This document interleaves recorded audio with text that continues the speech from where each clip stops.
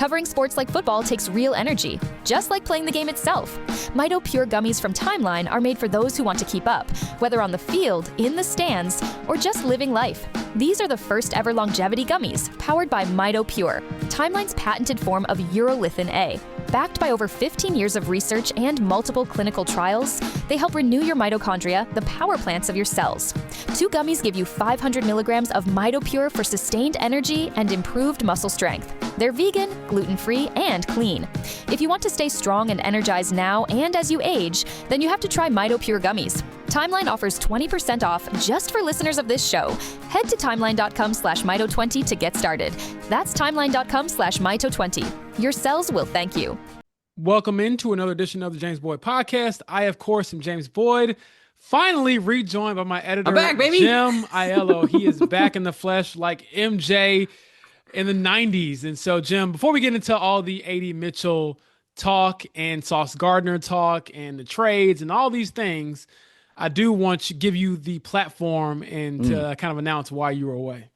Yeah, so David Stern suspended me secretly for gambling on football, and I had to retire for a year and a half and go do some other things. But no, we were excited. Yeah, we just added a member to our family, little Josephine, Joe or Joey Ayello. She is just a couple of weeks old right now. She's doing great.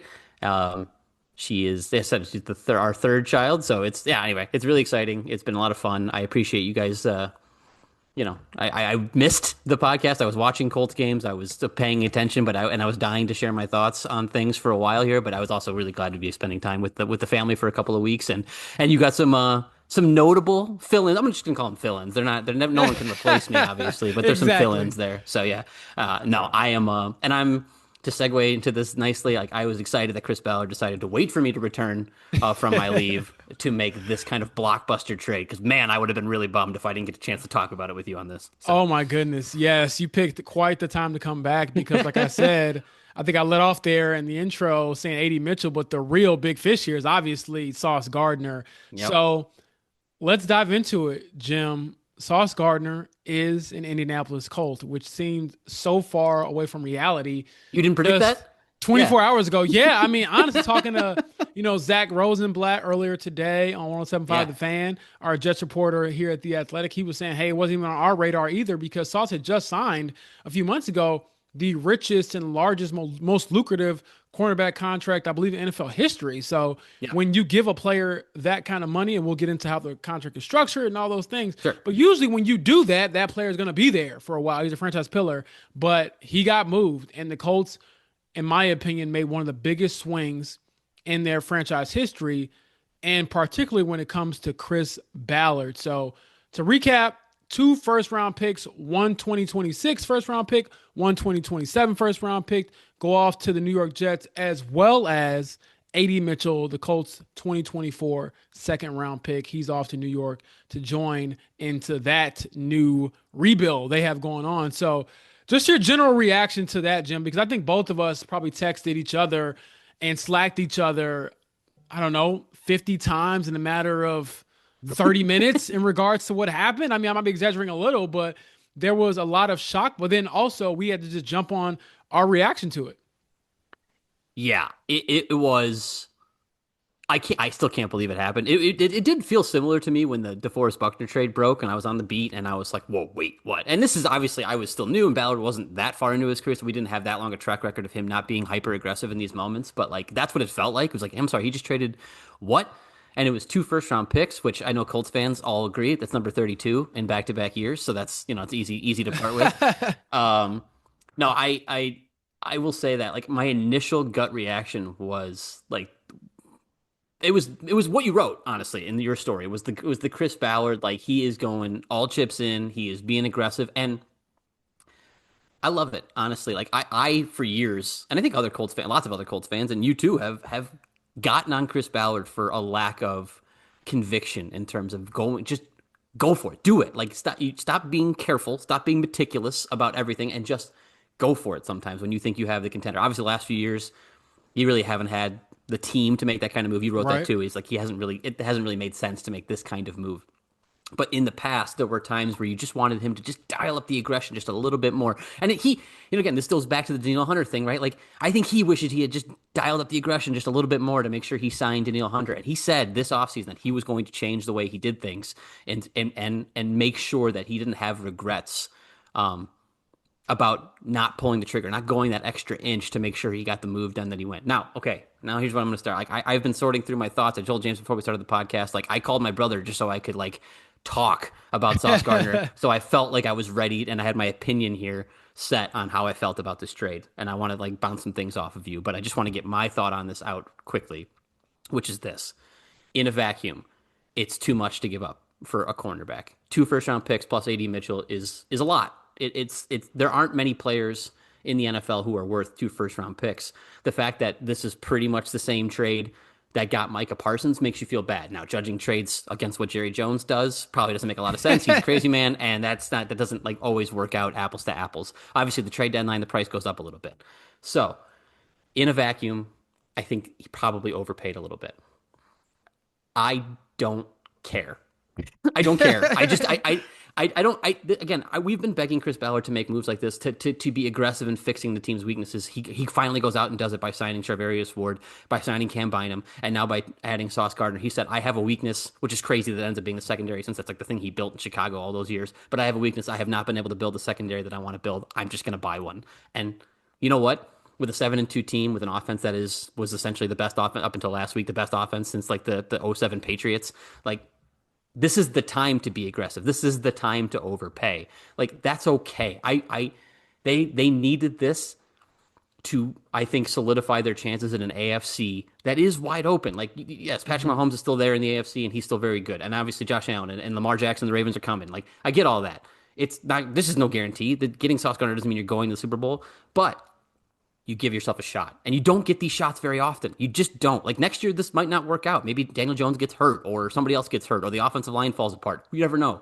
Like, but you're 7-2 right now. You are positioned to get the number 1 seed in the AFC, to get a bye, to essentially guarantee yourself a win in the first round of the playoffs and moving on. Like, I don't mind being aggressive and overpaying to get a guy that you think can be an impact player. Overall, yeah, you probably paid a little too much for it, but at the end of the day, I don't think I care. So that's my thoughts on it. My big picture thoughts. I have lots of other thoughts, but I want to, like, how does that hit you? What do you think?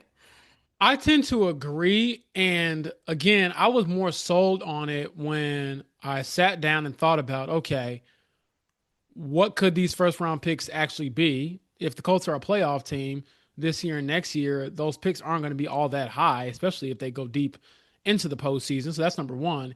And then number 2 is the contract structure, which I think when I heard it, now granted, I believe they have to pay Sauce Gardner over the next 5.5 years about $130 million if he plays his full contract out.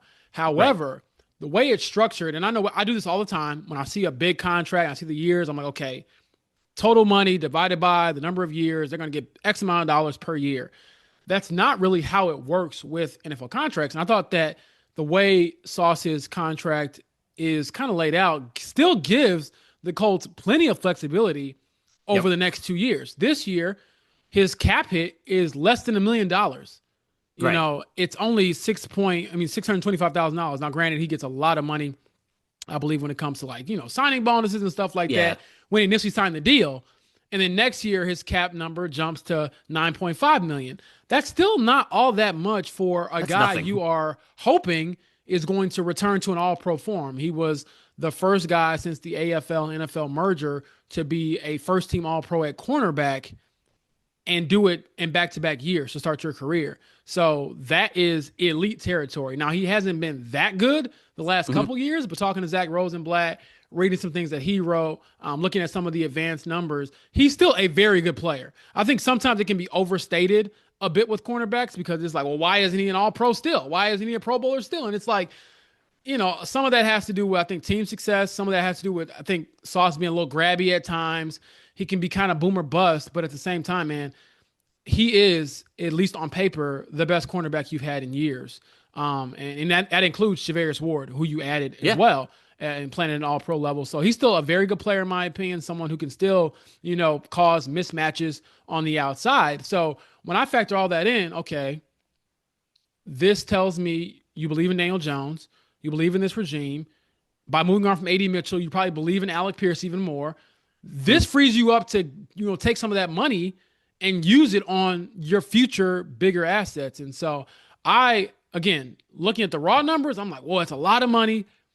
Those are two big picks, but late round, first round picks who you hope turn into Sauce Gardner versus actually getting him are two different things. And also having still the financial freedom and flexibility to take care of your other guys on the roster, assuming you keep the score together for at least, 2 to 3 years, is big as well. So hats off to the Colts front office for being aggressive, but also savvy. Because again, I think if you look at the details, it paints a different picture for the Colts. I agree. I'm looking at some of Sauce Gardner's numbers. I mean, his completion percentage allowed is the lowest it's been in 4 years. So again, I think everybody's going to harp on the 3 picks. He's got 3 picks in his entire NFL career. That's low. Yeah, and I think something crazy like this year, Jim, like his yards per target when they do complete a pass is maybe the highest of his career. I think it's around 17 yards a target or catch that he's given up. 17-3. Yep. But to your point, it's like, okay, well, that's when they actually complete a pass because he's allowing a 46% completion rate, which is low. And they barely throw at the guy. You look at some of the other numbers when it comes to just the frequency of opportunities he has to play a football that's in his area. I think you continue to add freedom to Lou Anarumo and what he's allowed to do in his schemes by, I guess I think recently, and we've seen it. You saw it from the Xavier Howard days to the Mekhi Blackman days. Like NFL teams know where your weaknesses are and they will pick on them. So if you want to blitz, if you want to play man to man, if you want to do those things, other NFL teams are going to be okay. Well, we know where your weaknesses, and this is where we're going to attack you. Now, when you healthy, when you have Travarius Ward on one side, you have Sauce Gardner on the other side, you have Kenny Moore in the slot. The weakness is a lot harder to find. It's a lot harder to pick on, and they're going to be allowed. Lou Anarumo is allowed to be more aggressive, to do different things, to change up his coverages. I think. I would hope if you make a trade like this, Lou Anarumo is prepared to playing a lot more man because that's what Sauce Gardner got paid as, a lockdown man-to-man corner. Like your best guy versus my best guy, we're going to shut him down, and that's what he's allowed to do. And the crazy part about this, and I think Ted Nguyen highlighted this for us in our news story yesterday, which is a lot of corners don't travel with best receivers. That just doesn't happen. A lot of guys just lock down one side of the field, and that's how the way they play. Right. The Colts have 2 guys. Travarius Ward is a guy who travels with other teams' best receivers. Sauce Gardner is another guy who will travel with another team's best receiver. Again, just the flexibility, which is the thing that's like the big word we used when they hired Lou Anarumo, was flexibility and multiplicity and being able to do all different kinds of things, not being predictable, not showing, again, because right now, again, we have to be clear about this. This move was made to beat the Chiefs, to beat the Bills, to beat the Ravens. You don't want to put things on tape right now or in the next few weeks that the Chiefs, Bills, Ravens, whoever can see and be like, oh, yeah, that's how we beat them. Like, oh, we know how this is the way they play defense. When we get to a wild card game or division game, this is how we beat them. Lou Anarumo is, you bring in a guy like that because you have him for week to week. He's your Spagnuolo. Like we brought him in here because he can, in a week, he can come up with a game plan that another team hasn't seen, doesn't know is coming, and will beat them. And now you have the horses to run with them, which, like, say a little prayer for Gus Bradley, who must be just, like, throwing a little fit out there. I mean, I don't blame him. They had my boys shopping at Walmart, and meanwhile, it seems like they're taking Lou Anarumo to Von Mar and Neiman Marcus and all the great stores that, that cost a little money. The scorned ex, man, he must be just furious right now. Like, are you kidding me with this? I mean, I'm. It's hilarious. Like, you bought again. It was like what, 2 years ago, where Chris Ballard says, "I like my guys." He's rolling with these young, unproven Dallas corners. Flowers, who was an undrafted player coming off an Achilles tear, as basically his answer at cornerback. And then keep in mind, this isn't the Colts' first move. They drafted Justin Wally. He got hurt. They brought in Xavier Howard. He retired. And they still went out and they were like, you know what? Enough of this.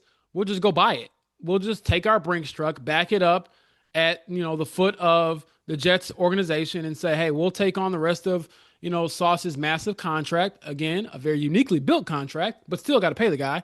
And we're going to go for it, which is, again, you look at where they were just a few months ago with so many questions about this team to where they are now. It has been incredible, a remarkable turnaround, and remarkable probably isn't strong enough of a word. All right, so let me start asking some questions now about the trade and what it means. Obviously, we said we kind of talked about the Chris Ballard part of it and what it means about him. I think the conclusion there is pretty simple. Like in terms of his job security, like you don't get to move two future first round picks unless you're here for the long haul. Like Exactly. Yeah. I think that was Carly Ursay and the Ursay sisters saying like this is our guy. Like we are making a run this year. You can do what it takes to make it happen. So to Yes. me, that was my read on it.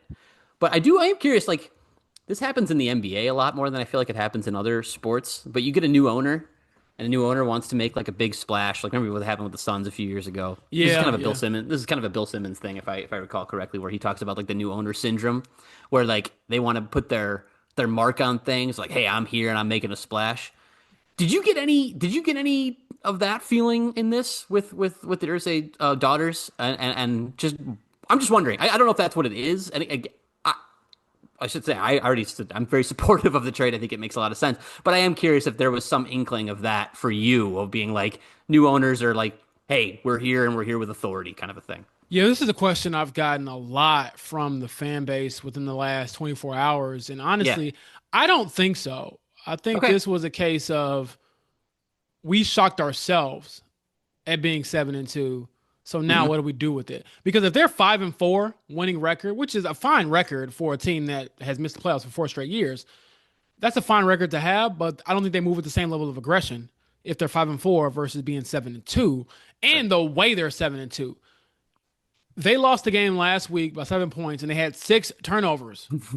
That was the most like out of body anomaly game ever. But if you look at the first 8 games, this team has beat been, granted, you could say their strength of schedule, who they played hasn't been great. They've been beating the brakes off teams. And they were probably 2 turnovers short of winning again, despite playing one of the worst Agreed. games. I mean, if they had four Yep. turnovers against the Steelers, they probably still win that game. So, all of that in mind, I think that this was a move that any owner kind of worth their salt and viewing the landscape of the league around them would do. And I don't want it to be lost either on how Jim Irsay was as an owner. He was aggressive at times. It just was in those years, at least recently, probably the worst times to be doing some of this stuff. You know, you get rid of Frank Reich, who, by the way, probably should have moved on at that time. But then you bring in Jeff Saturday. Like, that doesn't make any sense. You push for Sam Ellinger to start. Like, he was aggressive in certain instances. It's just like, oh, this doesn't make sense. But anybody thinking that Jim Irsay wouldn't have been aggressive with a 7-2 team at the trade deadline, to me, is kind of being a little bit disingenuous because he was a Fair. player who, I mean, not a player, he was an owner who talked so much about Lombardi's and competing and contention. Yeah, this would have been the, as I said in my story, the all chips in version of that. Now, it took a few years to finally get there. You know, after that, rant he gave following the 2021 season. But yeah, this is all chips in. And I don't think that Carly Ursay Gordon suddenly, bucks some trend of the Colts being, kind of cheap or, gun shy. No, I Oh, think sure. this Yeah. this just to me makes a ton of sense because of the fortune, as I said before, you've created for yourself. That's where Okay. I'm at. Second, not I don't even I agree with you, and I don't even call it a conspiracy theory. But the other thought I had was, and these are just like smaller motivating factors, less than like obviously I think the biggest motivating factor is our team is good, we're trying to win, and this guy is available. I mean, well, he's available because you forced the issue. It's at least according to what the Jets GM said. It was like we weren't trying to move Sauce Gardner, but when they upped the ante to two first round picks, we kind of had to take it seriously. Um, do you feel like there was any part of Chris Ballard that was like kind of owe it to these vets who've been here a while? Like, you've talked about like a ton about DeForest Buckner wanting to win and being like the consummate professional, being not asking for a trade when the team was struggling, not trying to get out of here when things were bad. And then you have guys like Quentin Nelson who have been here forever and just want a winner. Braden Smith, you have Grover Stewart, Kenny Kenny Moore. Moore, Like, yeah. I mean, there's just even Zaire Franco has been here for a long time and has had been here through the good and bad. Like, I am curious if like he looked at those guys because he values his relationship with his players and he does talk to those guys. And I think again, I'm not saying he made the trade because they wanted him to. That's not what I'm saying. But I do wonder if there was just like, you know what, like I have played it safe for many years. We try to be smart about the future, try to do all that stuff, but we have a window right now. These guys see it. we don't have many great years left of DeForest Buckner or Kenny Moore or maybe even Quentin Nelson. I know offensive linemen tend to age better, but you know what I mean? Like there's some older veterans on this team who might not be at their peak for much longer, maybe out of their primes even. Just curious if you thought maybe that was a small motivating factor, not just to appease them, but to take advantage of the fact that, hey, these guys are, this might be the last great seasons we get out of them. Not to say that 2025 is the last great season, but 2025, 2026. Covering sports like football takes real energy, just like playing the game itself. Mito Pure gummies from Timeline are made for those who want to keep up, whether on the field, in the stands, or just living life. These are the first ever longevity gummies, powered by Mito Pure, Timeline's patented form of urolithin A. Backed by over 15 years of research and multiple clinical trials, they help renew your mitochondria, the power plants of your cells. 2 gummies give you 500 milligrams of Mito Pure for sustained energy and improved muscle strength. They're vegan, gluten-free, and clean. If you want to stay strong and energized now and as you age, then you have to try Mito Pure gummies. Timeline offers 20% off just for listeners of this show. Head to timeline.com/Mito20 to get started. That's timeline.com/Mito20. Your cells will thank you. That's kind of where I'm at. Yes, I do think you owe it to those players. I mean, DeForest Buckner stuck by the Colts and Chris Ballard when he had absolutely zero reason to. I mean, what could he look at after the 2022 season and say, this is the direction we'll go in. This is what we'll build. Because a lot of what they tried to build did not work. I mean, so far, Daniel Jones, I get it. Last week was bad. But prior to that, he has been the biggest get out of jail free card for everyone involved with the franchise because it starts with the quarterback. You got the quarterback right. And then you got obviously Tyler Warren in here, your wide receivers. I think Alec Pierce is morphing into being a borderline like wide receiver 1 caliber player. Like this is the type of dude he's becoming. He's not just a deep threat anymore. He's doing crossers and comeback routes and he's catching everything. And he's someone who's, you struck gold with. So, I mean, when I look at just the overall team, yes, you did owe it to them to a degree, but also you owed it to the reality of these guys are getting old. And so at some point you had to look at this core and say, if we don't get it done, then it's worth moving on from those guys and getting some draft capital back to just rebuild. And so if you don't want to do that, then yeah, it was time to go all in. And again, you went all in for a player who is 25, already a 2-time first team All-Pro. And I would have to look up. I would venture to say, has there ever been a cornerback in Colts history that's been voted or named first team All-Pro? Not just a Pro Bowler, but first team? That is, a steep accomplishment and honor. And so I think that with all that in mind, Jim, yeah, looking at Quentin Nelson, looking at DeForest Buckner, looking at some of these guys who've been here for a long time and have not gotten over the hump, even Michael Pittman Jr. to a degree, they have to be feeling like, oh, wow, not only does this give us a chance, I think it boosts that confidence they might have already had because now you're telling your team, I believe in you because I'm willing to gamble or risk it all on you guys. Not just a little bit half in, half out. No, this is saying, I believe with the addition of Sauce that our offense, you, Michael Pittman Jr., you, Alec Pierce, you, Josh Downs, you're good enough to get us to the Super Bowl. Tyler Warren, first year, don't care. I'm already a believer in you. Daniel Jones, you only been here for, a half a year? We believe in you already. I think that gives you a certain level of conviction that can also, I don't know if it's like a placebo effect or something like that, but it can give you a little more juice going into these games because now you know this is for everything. You're no longer trying to pretend to be a contender. You're trying to actually, solidify yourself as one. So I am very excited about it from that perspective. But on the flip side, Jim, we know that there's risk involved with these moves. Yeah. And we talked about some of the financial factors. I will say that cornerback is one of the more volatile positions in football. You can be great for a few years and you can be very not so great a few years after that. And it can happen quick at that position. Granted, Sauce is 25, so I'm like a little less worried about that given his age and he doesn't have like a ton of injury history. I know he's out with the concussion for the Jets' last game, which was during their Week 8 matchup, and they had the bye week. So assuming everything goes to plan, I would expect Sauce to make his debut this weekend. However, you moved on from A.D. Mitchell, who, according to our Zach Rosenblatt, the Jets kind of pushed for. So what was your reaction to that? Because I wanted to give you credit, Jim, before you went on your leave of absence for little Joey, you threw out the idea that, hey, what if they trade A.D. Mitchell? And I want to say you might be the first person in my Colts sphere to even broach that topic. And lo and behold, here we are a few weeks later, and they have moved on from their 2024 second round pick. Okay, I want to say before I take a victory lap that I think in our bold predictions thing before the season, I actually predicted they might trade Michael Pittman at the deadline. So I don't deserve too much credit. You gotta leave that part out, man. What are you doing? I'm just like, I'm making sure people are gonna be like, oh, he's taking a victory lap. Remember what he said in the bold predictions thing? They're gonna win like 7 games, and yeah. So no, I did. You could kind of see the writing on the wall with AD Mitchell. I don't think he's a Shane Steichen guy. I just don't think that he's mature enough yet in the Shane Steichen world. I kind of see AD Mitchell as maybe a receiver version of Anthony Richardson a little bit. Just needs to do some growing up, right? Yeah. Like and I think Shane Steichen doesn't necessarily have the patience for that right now. Not to say not all the time or in general, but right now I think he's like, I got my guys. I'm not going to use this guy. Like I don't trust him and I can't trust him and I have my guys. So that was kind of the reason where I had thrown that out there, was that I think AD Mitchell might be expendable. Now that was again in a player for player for a cornerback like Rasul Douglas or somebody like that, or Roger McCreary or somebody like again on that level of player. The way I interpreted this trade. And for you, this is a shout out to my old podcast co-host and Joel Erickson, who is the biggest draft day fan there is. That trade, I felt like that was the most the Jets GM being like Kevin Costner and being like, I got this guy in the hook.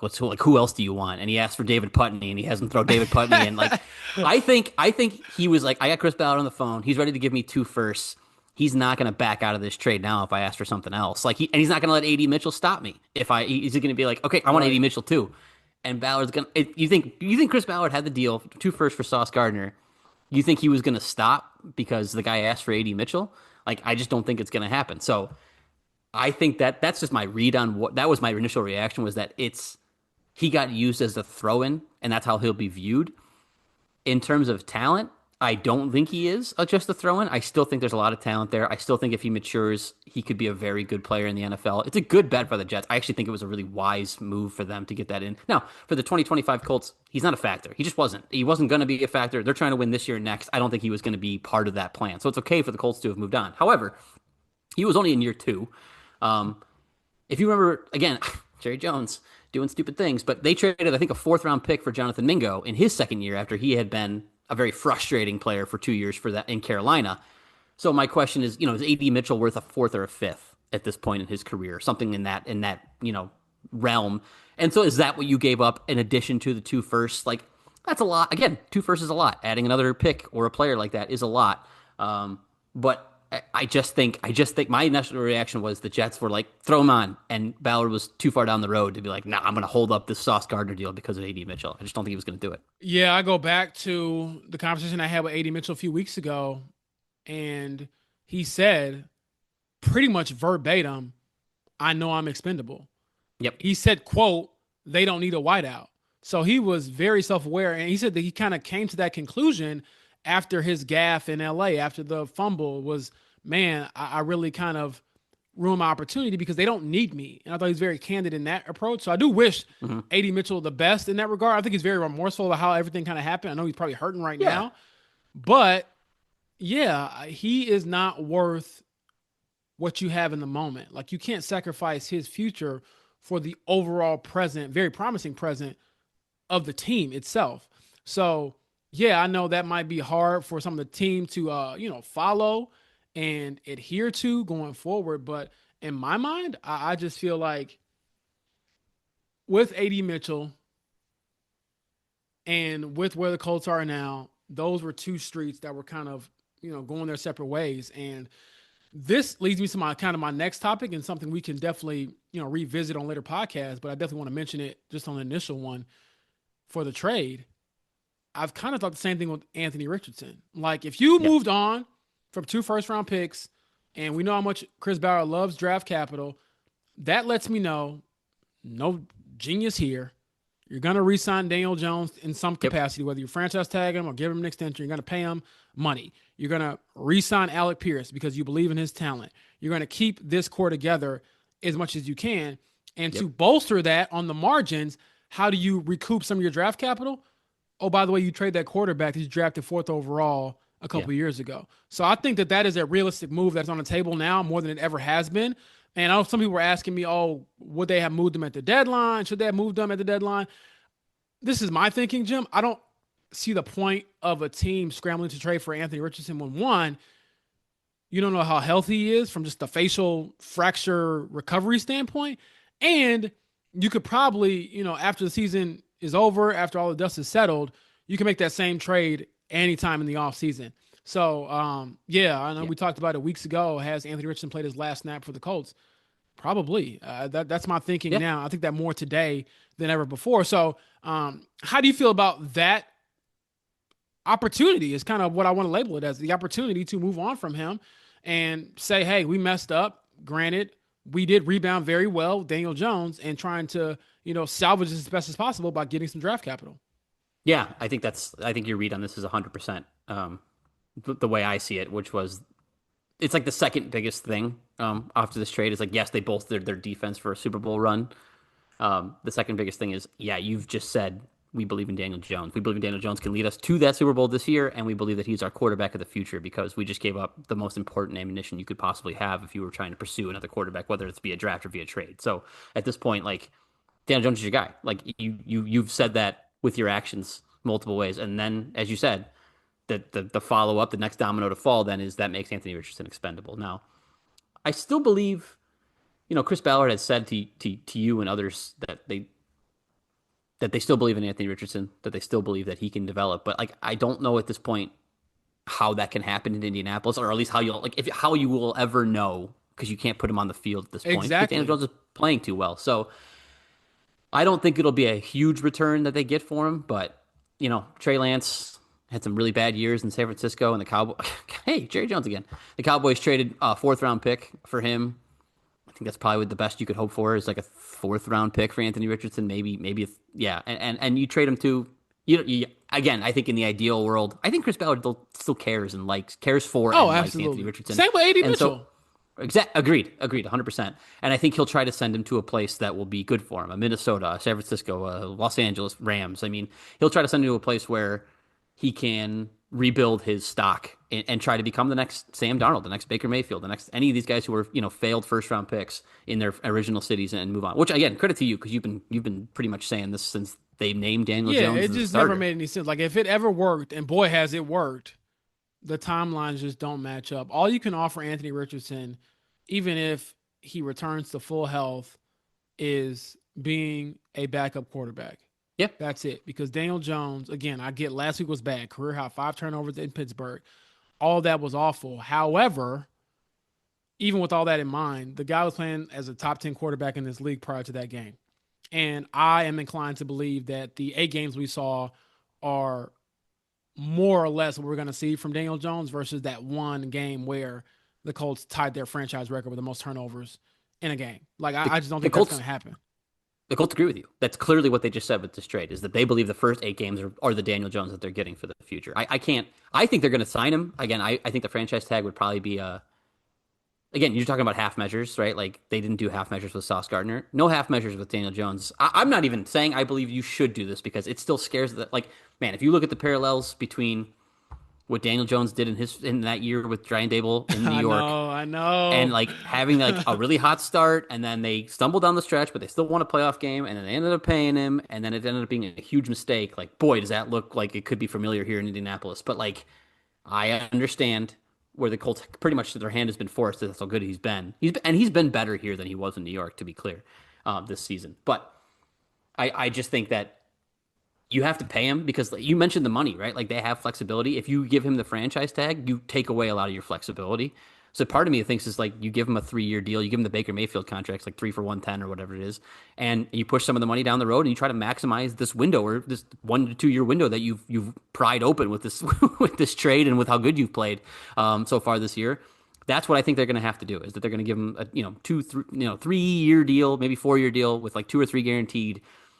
Push some of the money down in the future and really try to win next year and this year, obviously, too. But that's what I think is going to happen. That was my read on this trade and how it looks for Daniel Jones. And I think I don't know if it's the right move, but I think it's the move they pretty much have to make, given the fact that Daniel Jones, in a good way, has forced their hand. Absolutely. And to kind of put a button on this, I think with the arrival of Ahmad Sauce Gardner, there's the first name for you for those who aren't familiar, it not only boosts your secondary, but your pass rush. They got to get home now.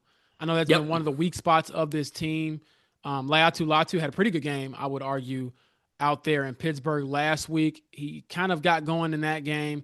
Kwity Paye, Aditamo Adabare. I don't have to worry about DeForest Buckner. You know what he does. But this is one of those instances where you got a dude on the outside, and assuming that they play a little bit more man coverage and let the big dogs up front eat, you got to be chomping at the bit a little bit if you're Laiatu Latu and others thinking, oh wow, our secondary is going to have our back. We can go get the quarterback now. So to me, that's the next step of this defense. They were sixth in points allowed, sixth or seventh, I believe, in points allowed per game. But the yardage, passing yardage in particular, hasn't been great. They were 25th, I think, in that regard, 27th in third down conversion rate. So all those things are a factor, in my opinion, to why this defense, although the points aren't an issue, there are some cracks in maybe just how real that defense is versus how real, you think your offense is. So I'm excited to see what it all looks like. I'm certainly hoping that Sauce Gardner can clear concussion protocol and be available to make his home debut, by the way, for the Colts, 1,000 miles away in Germany this upcoming weekend. I will be there for sure. So, yeah, man, I'm just excited for the opportunity. Glad to have Jim back in the fold as well. So, that's all I think we have for you for now, Jim. And I'm sure we'll have plenty more to talk about when we hear from Sauce Gardner. And like I said, the actual game against the Atlanta Falcons out there in Berlin. I mean, could you imagine Sauce Gardner lining up over from, Drake London? Jake London. How about Here that we go, for baby. the Colts debut? He's coming off a monster game for the Falcons, who, by the way, lost by 1 point against the Patriots, who are tied, I think, with the Colts for the best record in the AFC. So there's so much to get into. Jim, glad to have you back. Are you here to stay? Baby. Are you gonna have any more sabbaticals, or should we know that you're here? You're here. I'm here until the offseason. Then I'll be taking a little more parental leave. But like I said, I am here until the Colts, until the Colts are done. So I'm excited. Like I said, I'm pumped. I can't wait. I looked at the schedule. I see the Chiefs on there when they get back from their bye. That is the team that you make this move for. That is the team that you make this move to beat. Is like, okay, again, regular season game, I get that, but like, man, Chiefs, Colts with Sauce Gardner, hopefully with Travarius Ward back. I can't wait. I am so excited. I know it's November 23rd. We got a few weeks to go, but man, I am pumped for that game. Absolutely. So that's all I have for you on this edition of the James Boyd Podcast. Like I said, thrilled to have Jim back in the fold. Sauce Gardner is an Indianapolis Colts. What does that mean? We'll find out as soon as this week when I fly over to Berlin, Germany for hopefully Sauce's debut. So until next time, my friends. Covering sports like football takes real energy, just like playing the game itself. Mito Pure gummies from Timeline are made for those who want to keep up, whether on the field, in the stands, or just living life. These are the first ever longevity gummies, powered by Mito Pure, Timeline's patented form of urolithin A. Backed by over 15 years of research and multiple clinical trials, they help renew your mitochondria, the power plants of your cells. 2 gummies give you 500 milligrams of Mito Pure for sustained energy and improved muscle strength. They're vegan, gluten-free, and clean. If you want to stay strong and energized now and as you age, then you have to try Mito Pure gummies. Timeline offers 20% off just for listeners of this show. Head to timeline.com/Mito20 to get started. That's timeline.com/Mito20. Your cells will thank you.